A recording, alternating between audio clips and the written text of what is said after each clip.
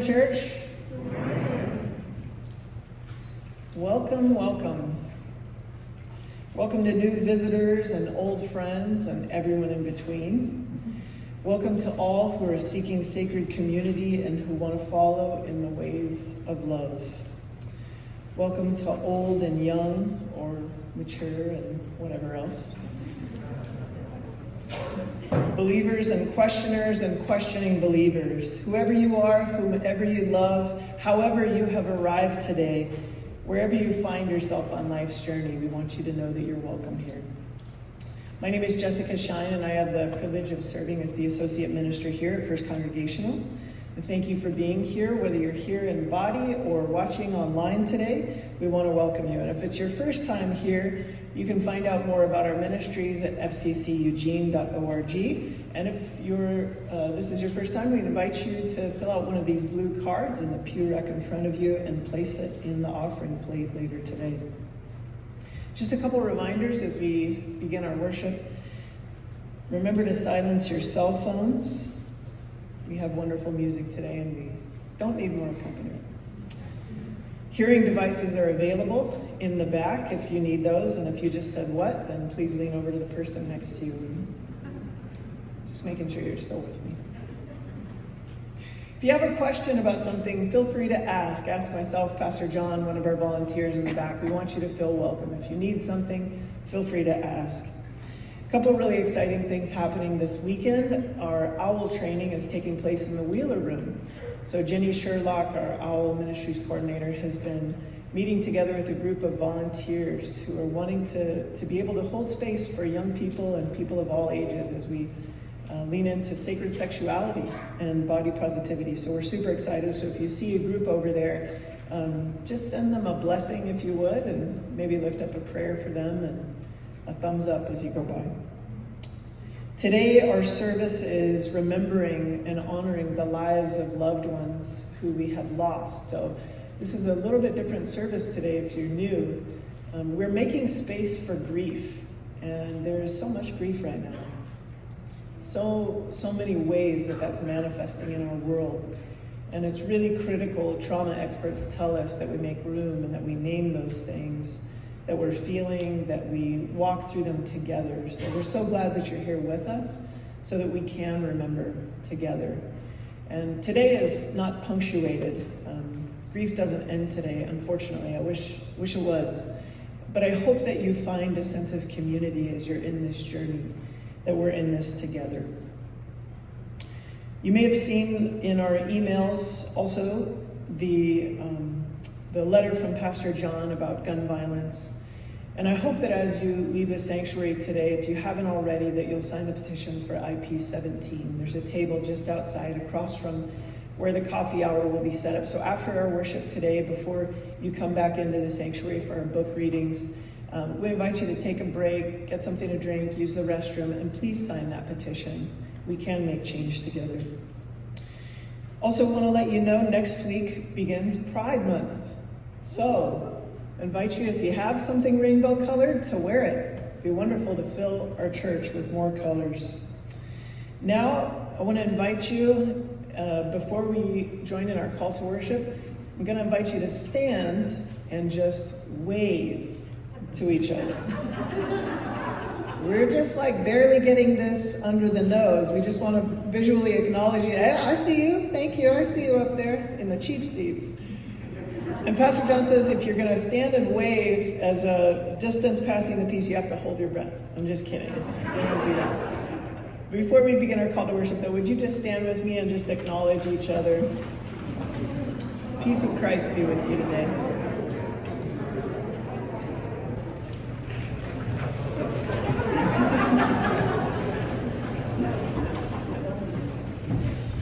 Good morning. Please join me in the call to worship. The earth shakes, the mountains quake, tempting our hearts to fear.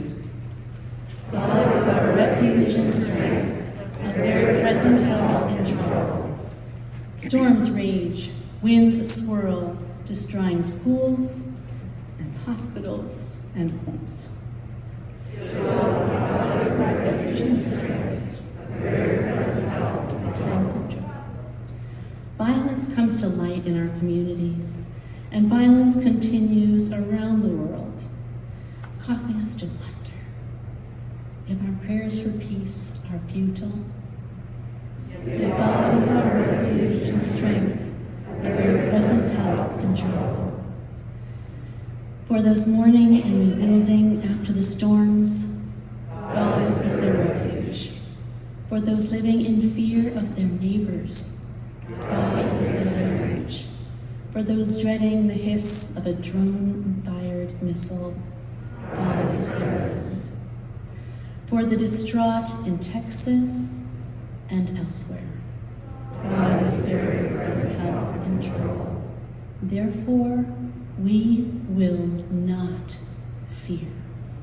Therefore, we will lay down our arms and worship our God.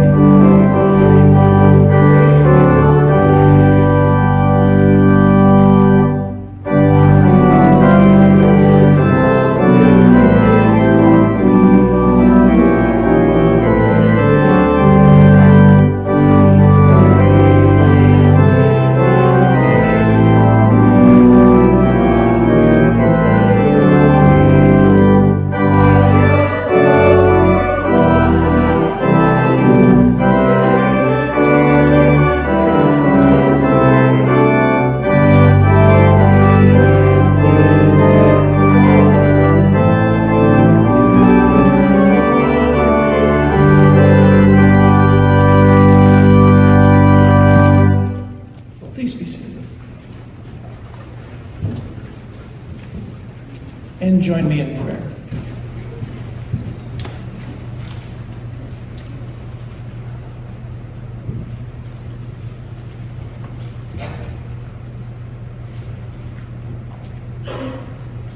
Holy One, we gather this morning as your people. Each of us carrying burdens, each of us seeking meaning in these troubled and chaotic times. Each of us yearning to be connected with you. For our hearts join in grieving with the community of Uvalde, Texas. Our hearts break with the knowledge of such horrific loss of life, lives dedicated to children's welfare, lives so young and so full of promise. We ask that you send your loving presence to be with the people and families impacted by this tragedy. We need your loving presence, God. We were still trying to grapple with the senseless loss of so many siblings in Buffalo, and now this. How can this be? Our hearts are heavy with pain. Yet we also know that your love conquers evil. Help us to join with you in making it so. And so we pray for open hearts and minds. Help us to listen fully to one another, listening always for your Spirit, listening for where you might have us go, for how we might serve those in our world who suffer, those who find themselves on the margins of society, those who need our help to live full and productive lives. Holy Spirit, we confess that it can be hard to hear your voice in these chaotic and troubled days, the noise of violence that we seem to confront every day is disorienting and at times nearly deafening. Quiet us now. Still our spirits. Help us to come together, joining hands in the work before us. For we give you thanks, God, that we've witnessed your light breaking through the shadowed places in times past. A light which fills us with hope and renewal for this journey. And so we pray together as we gather that we might experience the guiding presence of your light, a light that is your love, as shown so clearly in the life and ministry of Jesus Christ, always ahead of us, calling us to follow. Blanket us in your love. Give us the courage and the strength to begin anew. For yours is a sure foundation, allowing us to join you in doing new things. May we remember this in all of our encounters, that your accompaniment goes with us always. We need do no more than to be open to the embrace of your loving arms, for it is there that we will know the other as you. It is there that we understand our oneness with all of your creation. It is there where your vision for our world would become clear. It is there that we will receive the strength to make it so.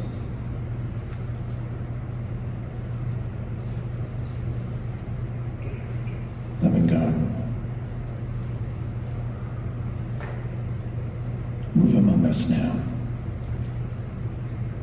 as we lift up our silent prayers for your ears only.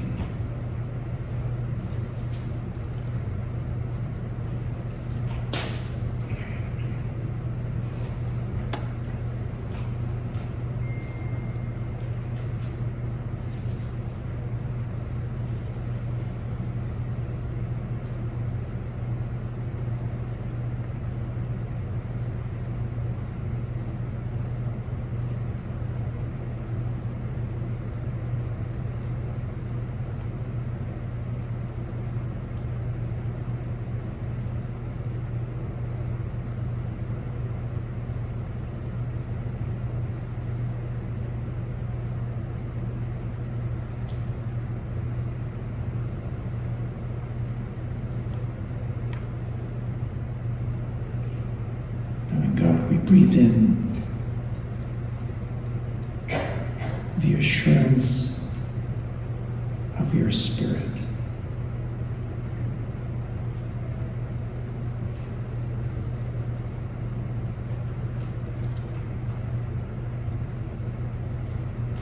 We hold within our hearts the hope and the promise that your love will prevail.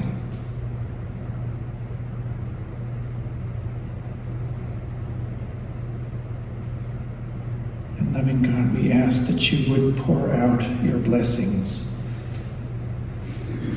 upon our church. Let us do your work of justice, that in our shared ministry we might bless those around us, both known and loved, and all our siblings we know only through you. For we thirst for the sustenance and nourishment you provide, both within us and also in the spaces between us. Help us to be reflections of your loving grace in everything we do. We pray this in Jesus' name, who taught us to pray together, saying, Our Father, Mother, who art in heaven, hallowed be thy name. Thy kingdom come, thy will be done, on earth as it is in heaven. Give us this day our daily bread, and forgive us our debts, as we forgive our debtors. And lead us not into temptation, but deliver us from evil. For thine is the kingdom, and the power, and the glory forever. Amen.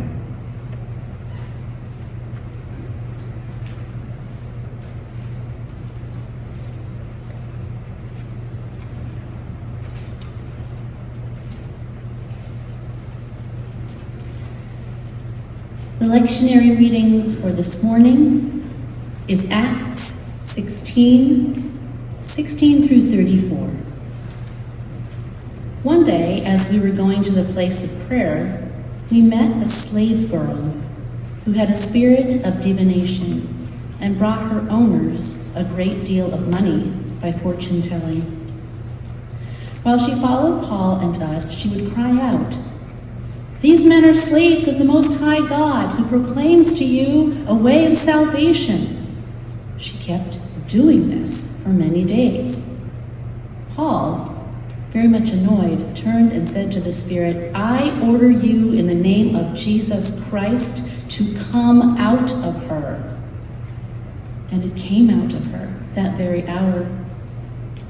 But when her owners saw that their hope of making money was gone, they seized Paul and Silas and dragged them into the marketplace before the authorities. When they had brought them before the magistrates, they said, "These men are disturbing our city. They are Jews and are advocating customs that are not lawful for us as Romans to adopt or observe." The crowd joined in attacking them, and the magistrates had them stripped of their clothing and ordered them to be beaten with rods. After they had given them a severe flogging, they threw them into prison and ordered the jailer to keep them securely.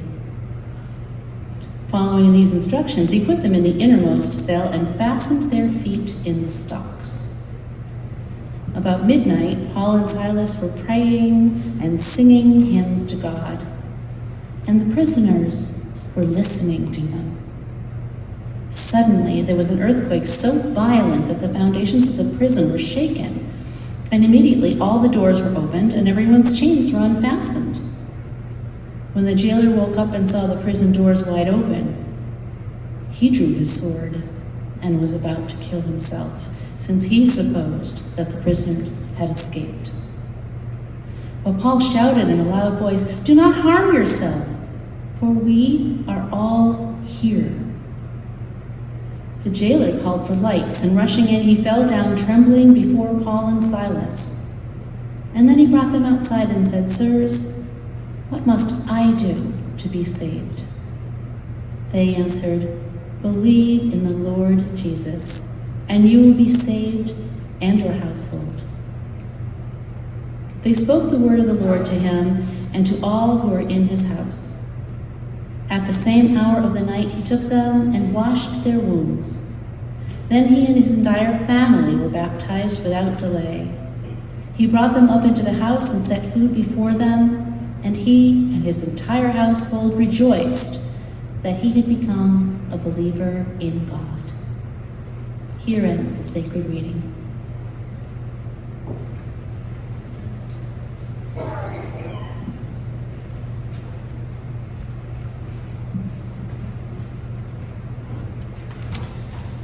To be honest, when I read that passage was the assigned passage for today, I wrestled with it. You know, some of the language and some of what happens in that passage is so disturbing. And yet there's hope in the end. That's where I'm planning to go. So let us gather together in prayer and ask for God's guidance in this time of consideration during these troubled days. Let us pray.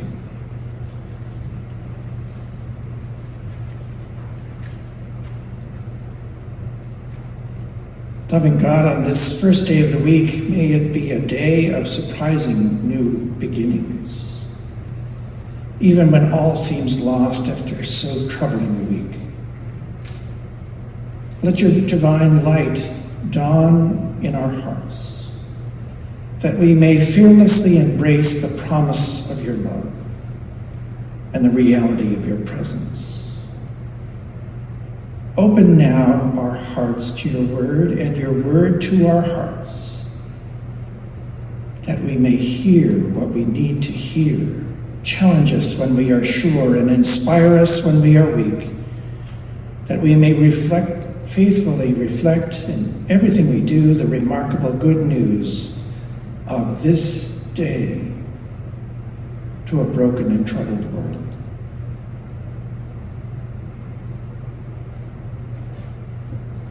Loving God,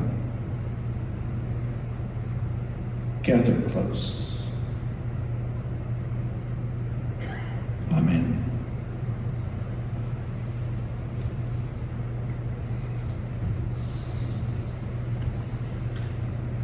In our scripture, we heard a pivotal question.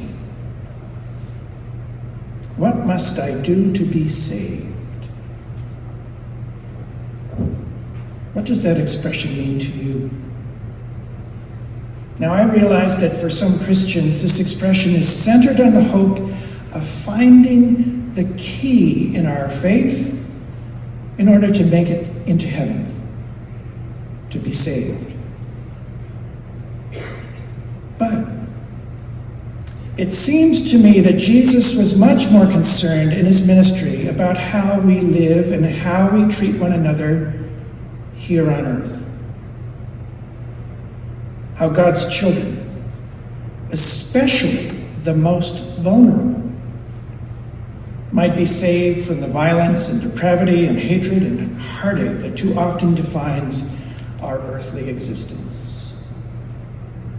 How we might save the dream God envisioned for life, our lives, when we were first brought into being. So let me offer a couple of illustrations after we seek guidance from our scripture passage. The jailer says, "Sirs, what must I do to be saved?" Now, there's some question as to why the jailer asked the question, because it might have been a call for help, since he was feeling threatened by the possible harsh punishment of his superiors. He was so afraid of what they might do, he even considered ending it all to avoid their wrath. He was that scared. Paul and Silas see behind his question, and they see a much broader dilemma when he asked them how he might save his life.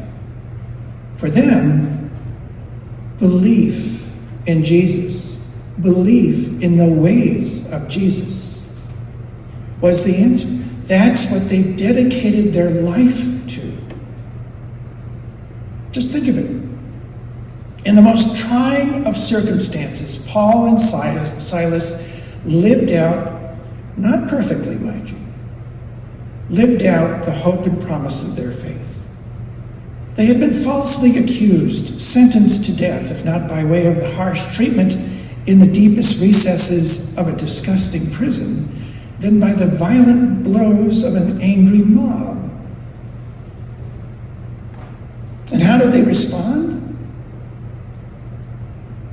By singing hymns and praying in the middle of the night, no doubt to provide comfort and hope for the other prisoners. And they were heard, touching the hearts of others who suffered a similar plight. And then, more importantly, when the jailer, the very person responsible for their harsh treatment in jail, we kind of gloss over that fact, is standing before them, vulnerable and afraid, they do not seek their revenge. Instead, they change his life and the lives of his family forever by the power of their words and by their living example of God's love and God's justice and God's grace. So in this passage, I see two ways of being in this world. Too often we live in the world that is destructive, that doesn't honor people, that doesn't look at the face of all of God's children and realize what beauty is contained therein. Too often we lose our way. I believe our faith calls us to live in a very different way, to save our lives collectively. Let me offer two modern-day examples of acts of salvation, and then let me offer a vision of how we might be called to do the same during these incredibly troubled times.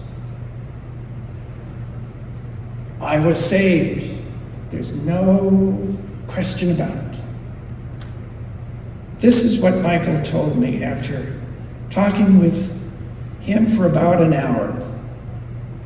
I was visiting his home in a farm in West Virginia, high up in the Appalachian Mountains.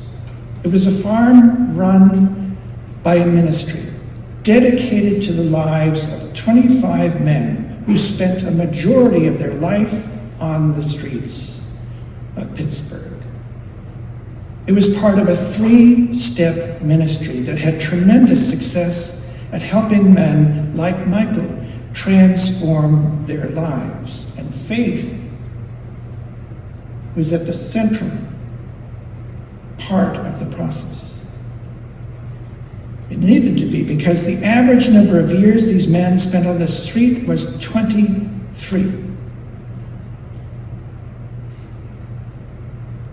23 years, living day by day, sometimes hour by hour, just trying to survive, to scrape together enough money for food or some kind of shelter, or perhaps the next hit. Michael hit the streets when he was 14 years old. 14.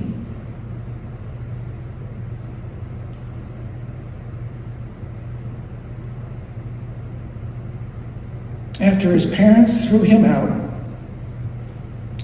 when he screwed up his courage and came out to them,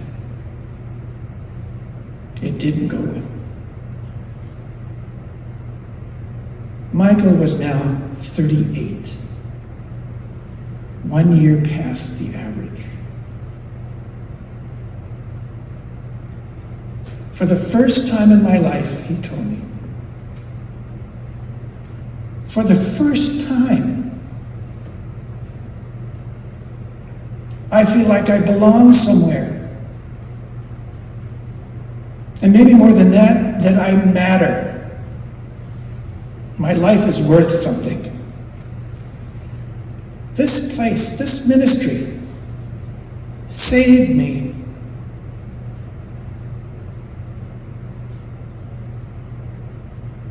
And this reflected the central theme of the program I witnessed during my visit there. You are loved. Your life matters. You are precious in the eyes of God was the constant message again and again and again and again. Overcoming the years of hardship and chaos and pain and doubt. This constant message of hope and renewal saved lives.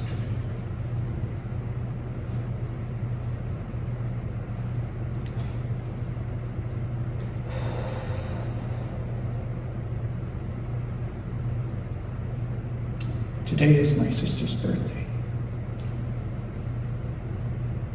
She would have been 73.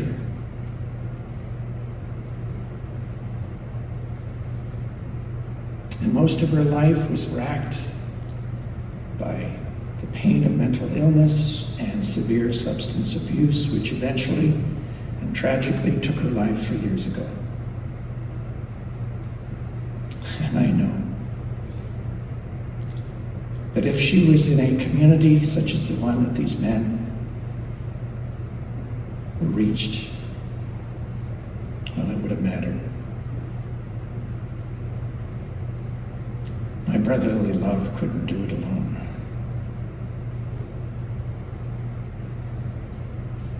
But I know such a community would have, because it was really what she was searching for all her life.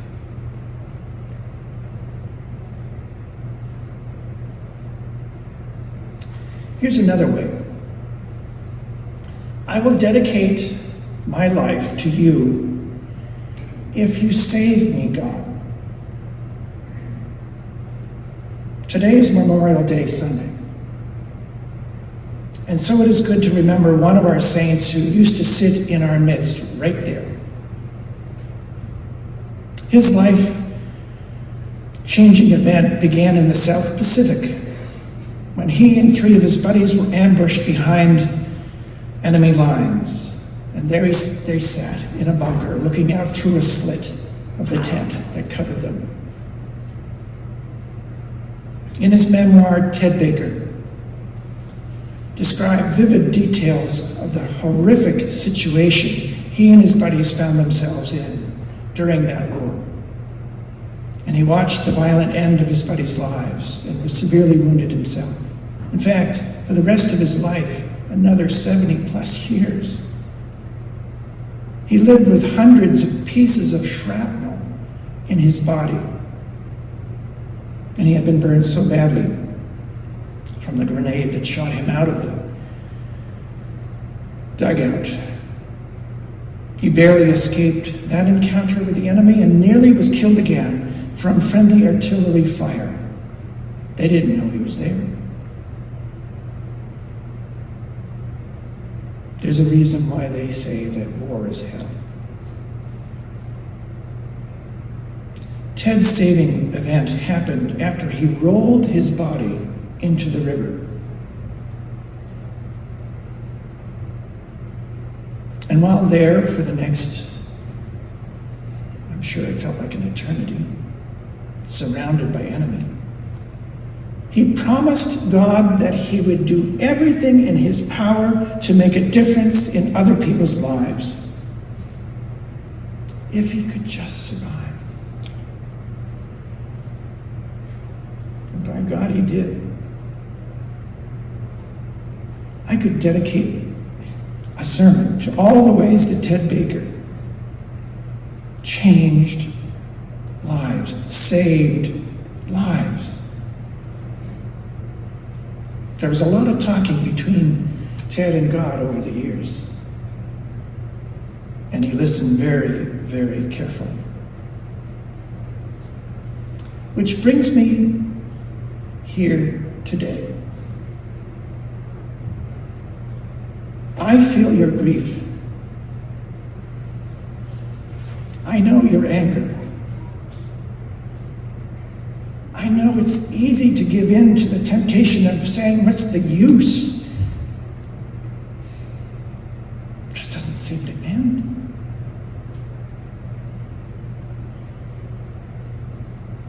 I mentioned in my email that I sent out yesterday that I had the pleasure, thanks to Jessica, to alert me to the fact that about 100 of our middle school students were gathered on the park.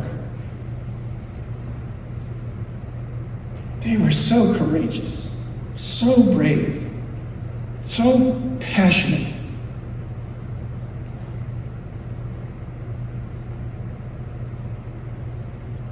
And I wondered, where are the adults?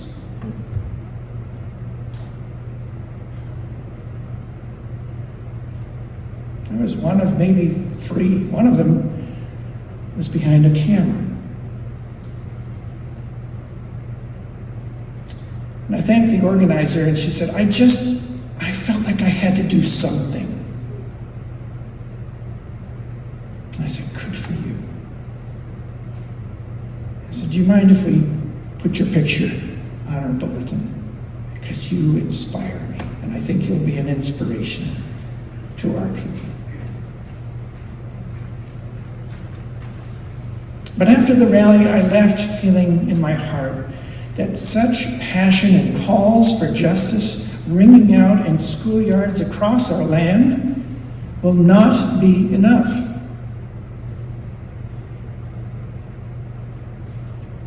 That violence will continue until we, as adults, as parents, grandparents, lovers of children everywhere, say together, enough is enough. As people of faith, as followers of the one who reached out to the most vulnerable and dismissed in society, as people of peace who promote love and justice in everything we try to do in Jesus' name, it is time for us to do all that we can to save this world.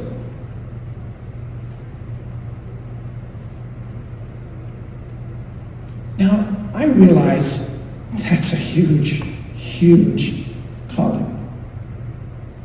But we can start here. Our children are hurting. They're frightened. Their parents are terrified. Our teachers are overwhelmed. I don't know the way forward yet, but I do know this. I'm looking at the answer. People of faith who want to change this world to the dream that God had in store for all of us. You know, it's so appropriate that we have our folk here from OWL. A program we started almost 20 years ago, I think. It's so important to walk with our children through the most vulnerable times in their lives, to help them understand that they matter, their life matters.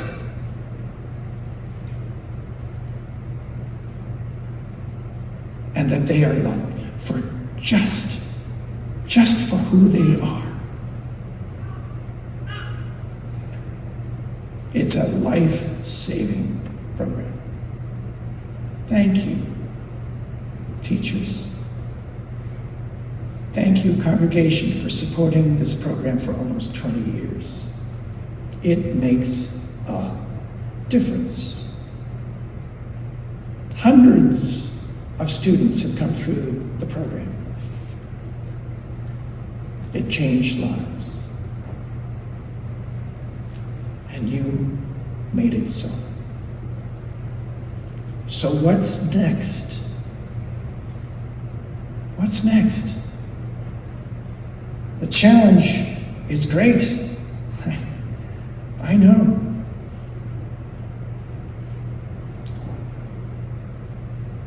But your gifts, your passion, your talent, and our faith will show us the way.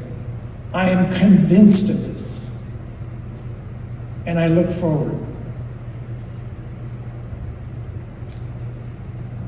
to seeking our way together.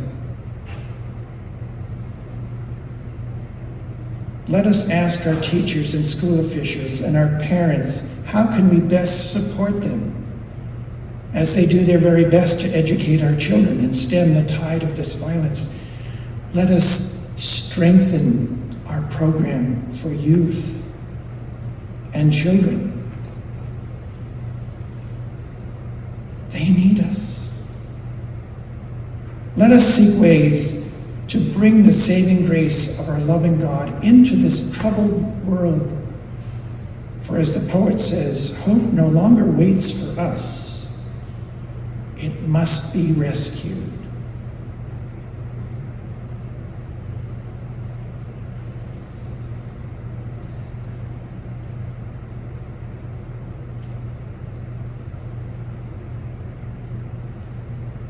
I had a dream. Maybe it was just those moments in the twilight hour. I was again in the park with those kids. And I was listening to their voices and feeling their passion. And in my vision, I saw all of you surrounding them in support, in love, and in hope of a better day. Let us make it so.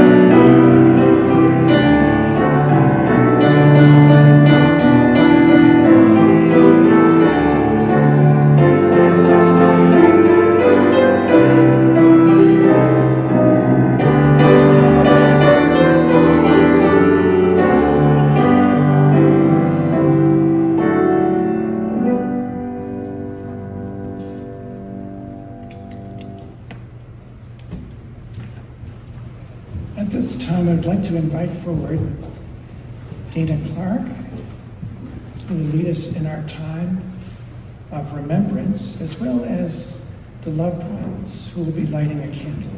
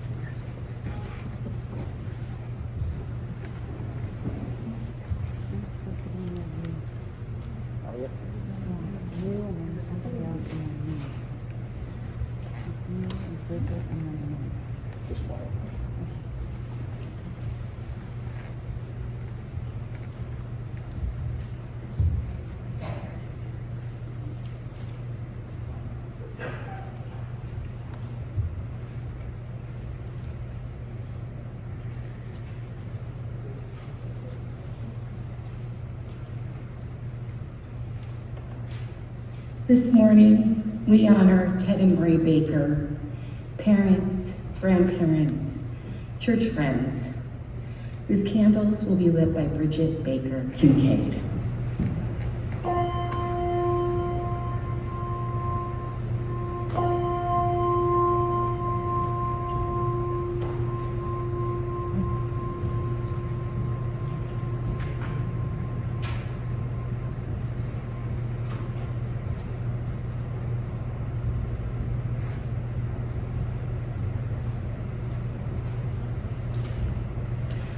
We honor Suzanne Arnold, mother of Chris, whose candle will be lit by Brent Arnold. We honor David Brown, brother of Jim.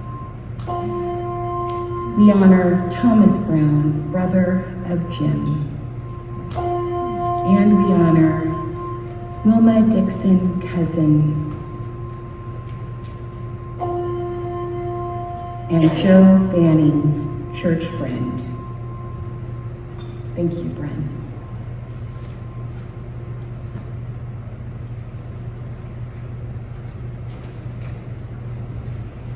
We honor Paul Dauberton, uncle, whose candle will be lit by Jenny Sherlock.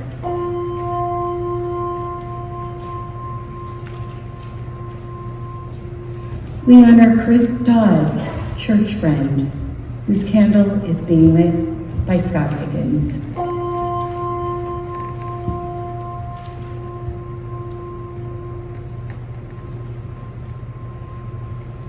We honor Linda Falconer, church friend, whose candle is lit by Betty Holst.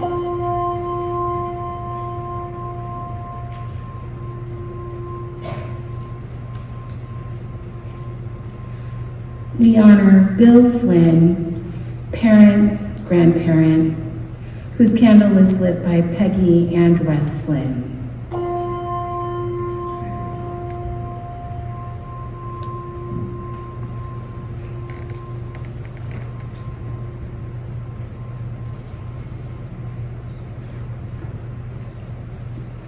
Today, we also honor Nancy Gressler, church friend, whose candle is lit by Nancy Kim. And Dina Seiler, church friend.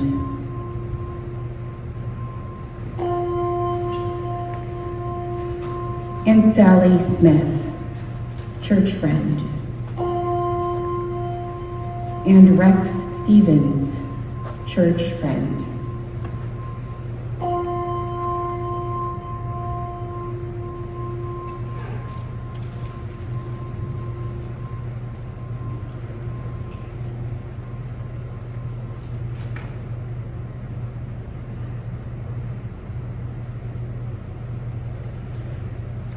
We honor, by lighting a candle, Michelle Harwood, daughter, as lit by her mother, Andrea Harwood.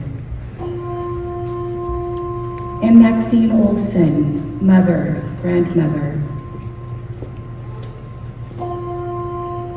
And Larissa Banoff, niece.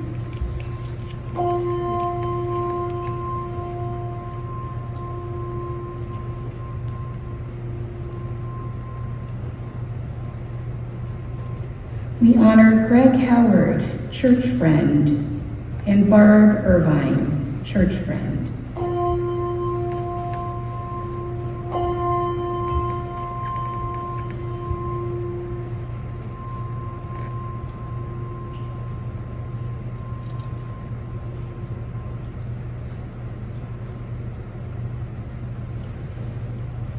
We honor David Kelsey, cousin, whose candle will be lit by Jean Stover, and Phyllis Lund, church friend.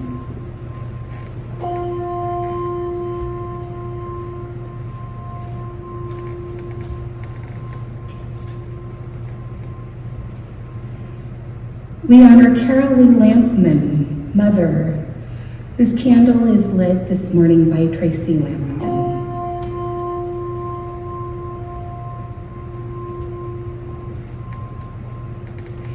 We honor B. Mandel, friend and neighbor, whose candle is lit by Doug and Kathy White.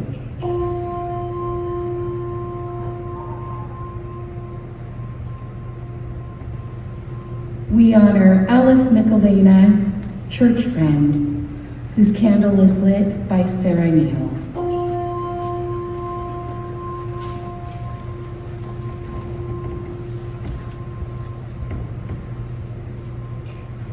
We honor Dwayne Peterson, brother of Pete. We honor Phoebe Staples, church friend.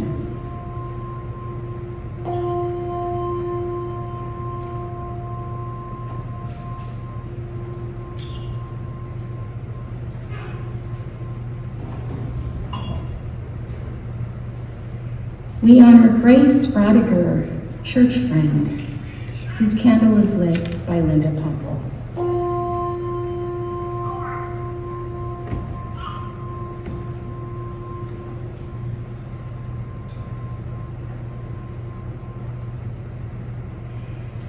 We honor Sharon Townsend, dear friend, whose candle is lit by Karen Thornburg and Bonnie Garcia. Karen also lights a candle for the people of Uvalde, Texas.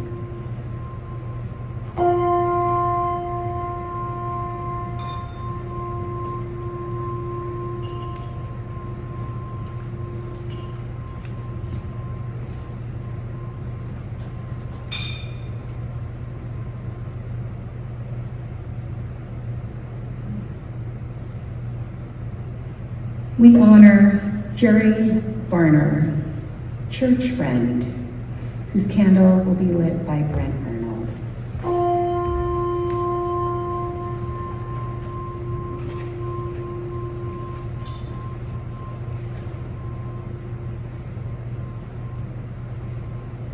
We honor our veterans, whose candle is lit by Brent Clark.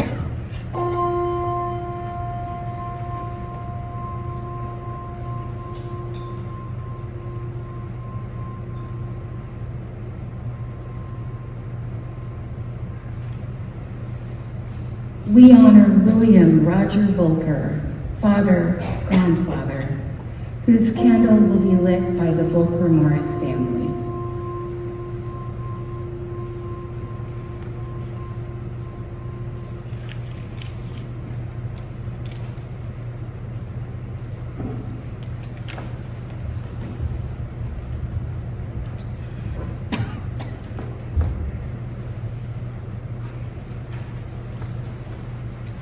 We honor the people of Buffalo, New York, and victims of gun violence everywhere, including those who were traumatized by war.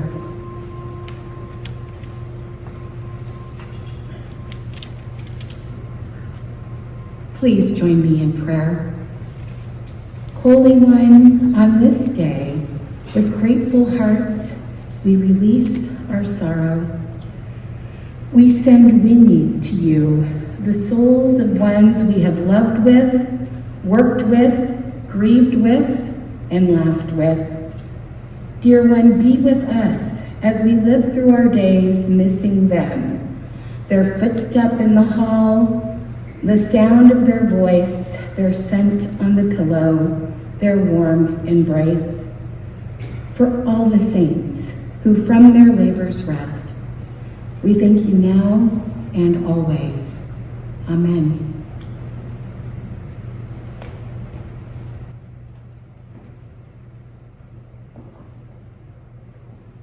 Ingredient.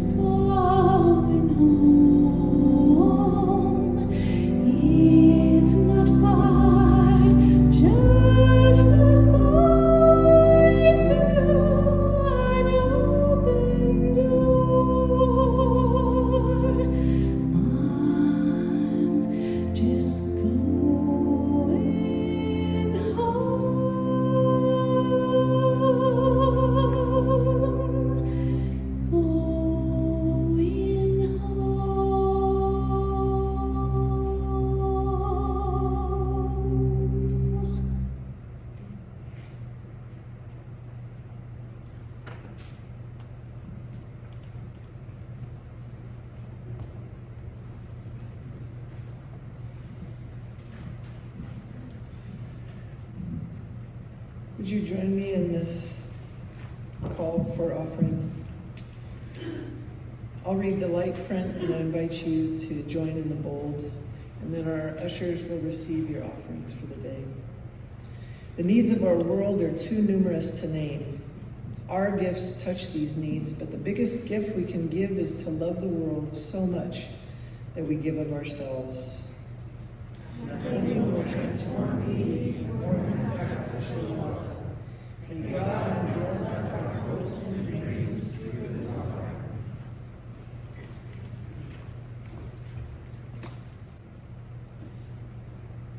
Oh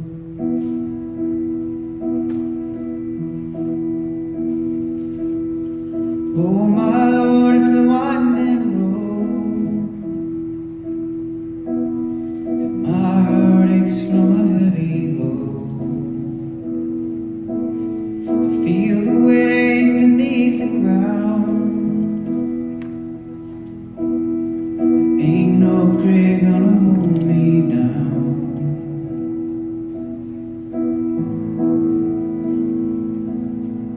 Oh my Lord, I can barely see, waiting on you and your reckoning.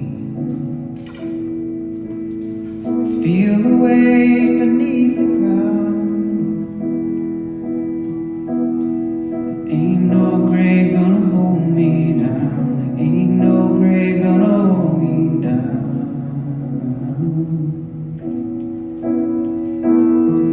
I will rise, I will rise, I will rise, I will rise. Troubles come for everyone. Death has no respect for love. Roll that stone, I won't be found. Ain't no grave gonna hold me down.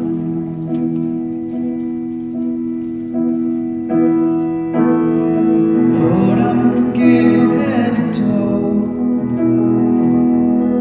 and whether death takes me fast or slow, you'll raise me then and you'll raise me now. Ain't no grave gonna hold me down. Ain't no grave gonna hold me down. Sing, I will rise with me. I will rise, I will rise, I will rise, I will rise. Troubles come for everyone. Death has no respect for love. Roll that stone, I won't be found. Ain't no grave gonna hold me down.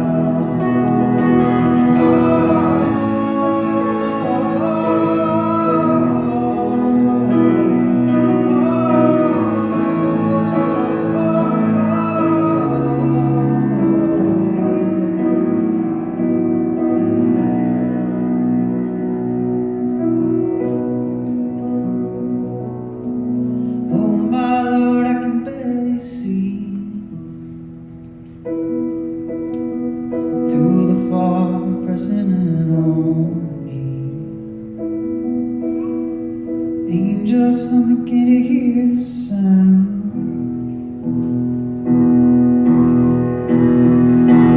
Ain't no grave gonna hold me down.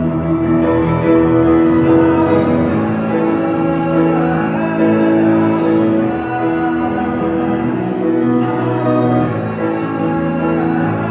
I will rise. Trouble comes for everyone. Death has no respect for love. Roll that stone, I won't be found. Ain't no grave gonna hold me down. I will rise, I will rise, I will rise, I will rise.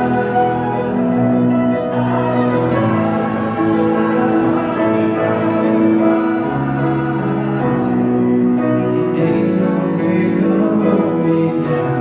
Ain't no grave gonna hold me down.